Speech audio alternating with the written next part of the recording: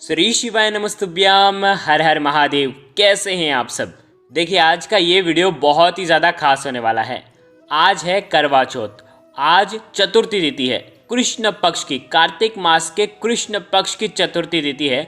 और आज आपको बहुत ही आसान सा चौमुखी दीपक का एक विशेष उपाय करना है। देखिए आज के जो उपाय हैं, जो महिलाएं करवा चौथ का व्रत रखती हैं वो भी ये उपाय कर सकती हैं, और जो व्रत नहीं करते हैं वो भी ये उपाय कर सकते हैं। देखिए ये उपाय बहुत ही प्यारे से छोटे छोटे उपाय हैं जो कि आपको ज़रूर करना चाहिए। देखो साथ ही साथ आज के इस वीडियो में कुछ नियम जो कि आज के दिन आपको पालन करना चाहिए वो भी हम आपको बताएंगे। देखो आज का ये जो वीडियो है बहुत ही ज़्यादा उपयोगी होने वाला है।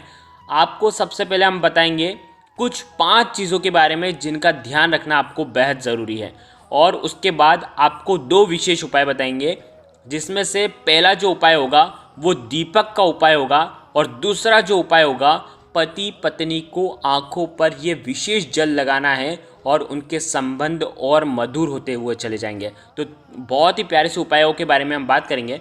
ये उपाय पूज्य गुरुदेव की ही कथा सुन करके समझ करके समझाने का प्रयास करूंगा।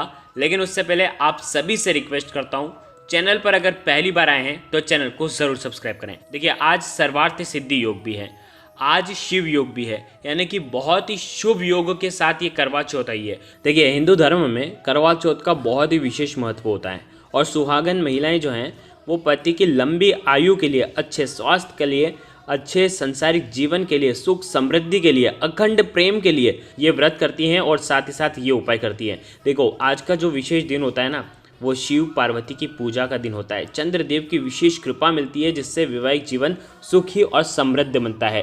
देखो सबसे पहली बात तो ये है कि करवा चौथ वाले दिन यानी कि आज स्त्रियों को कौन सी 5 चीज़ों का विशेष ज़रूर ध्यान रखना चाहिए जो हम आपको बताएंगे।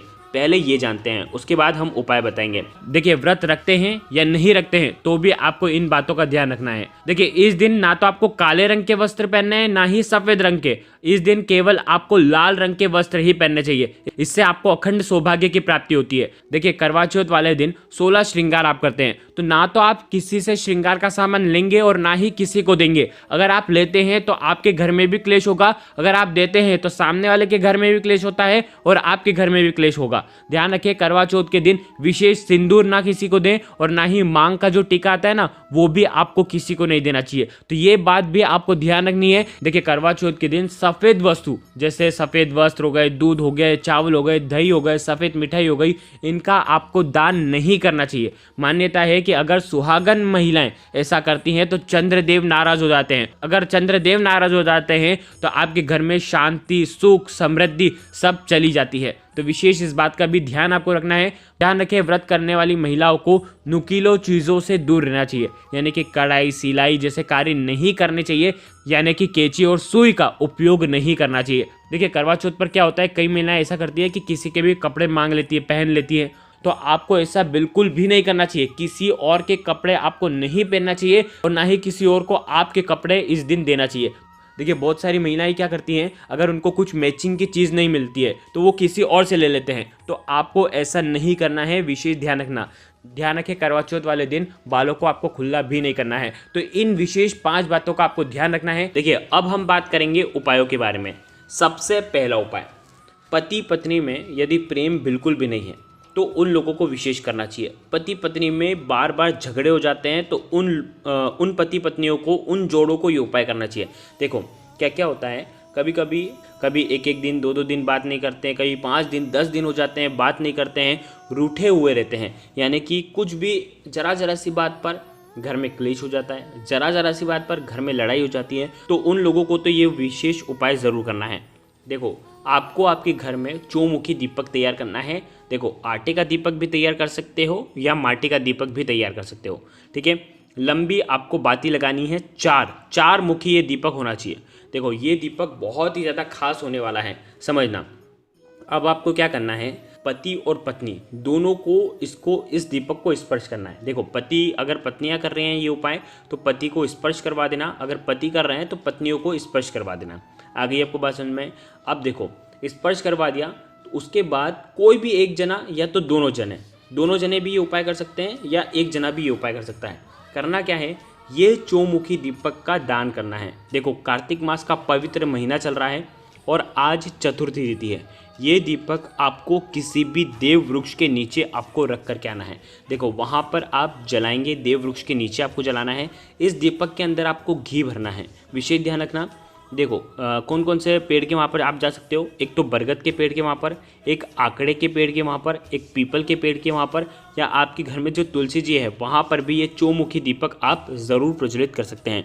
ध्यान रखना, जब आप चौमुखी दीपक जलाओगे, प्रज्वलित करोगे, तो आप नीचे धरती पर ऐसे ही मत रख देना, कोरा मत रखना।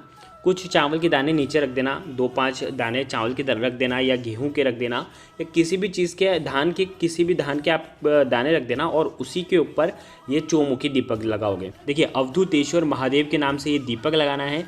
जब चौमुखी दीपक लगाओगे, प्रज्वलित करोगे, तो आपको वहाँ पर यही प्रार्थना करनी है कि हमारे घर में जो भी क्लेश मचा हुआ रहता है, हमारे घर में जो भी क्लेश होता है बार बार, वो क्लेश दूर हो जाए, ऐसी आपको प्रार्थना करना है भगवान शिव से, माता पार्वती से।